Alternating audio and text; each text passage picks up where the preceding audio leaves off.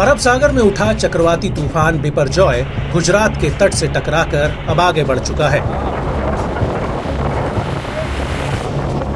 लेकिन अपने पीछे ये गुजरात समेत प्रभावित राज्यों में तबाही के निशान छोड़ गया है, जिसे देखकर लोग सहम गए हैं। इस तूफान में कई लोगों ने अपनी जान तक गंवा दी। यहां तक कि पशु पक्षी, पेड़ पौधे तक को बड़े पैमाने पर नुकसान हुआ। लेकिन इस तूफान से जुड़ी कई ऐसी बातें हैं जो आपको पता नहीं होंगी। सबसे पहली बात, मौसम विभाग ने बिपरजॉय को बेहद ही गंभीर चक्रवाती तूफान बताया है। दूसरा, जब यह तूफान गुजरात के करीब आने लगा तो गुजरात के तटों पर 135 से 150 किलोमीटर की रफ्तार से तूफानी हवाएं चलने लगी थीं।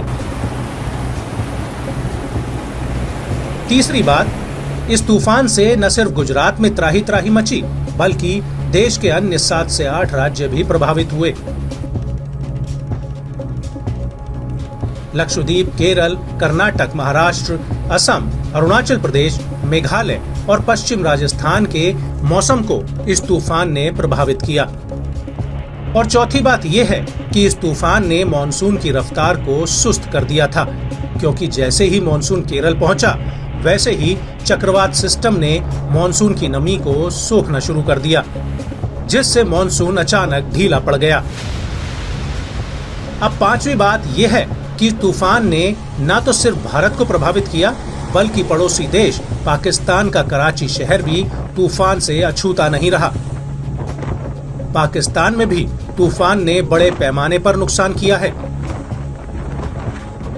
और छठी बड़ी बात यह है कि इस साल अरब सागर में आया पहला चक्रवाती तूफान बिपरजॉय बन गया है। इससे पहले इस साल में अभी तक अरब सागर में कोई चक्रवात नहीं आया था।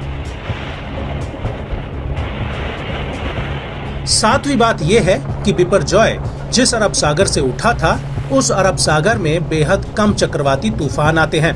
अरब सागर के मुकाबले बंगाल की खाड़ी में ज्यादा चक्रवाती तूफान आते हैं। और आठवीं बात यह है कि साल 1979 से लेकर 2022 तक अरब सागर में 11 चक्रवात आ चुके हैं। 2007 से 2022 के बीच अरब सागर में 6 चक्रवात आए हैं। इसके अलावा बिपरजॉय से गुजरात में करीब 1000 गांवों की बत्ती गुल हो गई और तूफान के प्रचंड रूप से 800 से ज्यादा पेड़ गिर गए हैं। लेकिन चक्रवात में किसी भी प्रकार की जानहानि ना हो, इसके लिए एनडीआरएफ और एसडीआरएफ की टीमों ने मिलकर 1 लाख से ज्यादा लोगों को शेल्टर होम में भेज दिया है। गुजरात के 7 जिले और 450 से ज्यादा गांव तूफान के हाई अलर्ट पर हैं।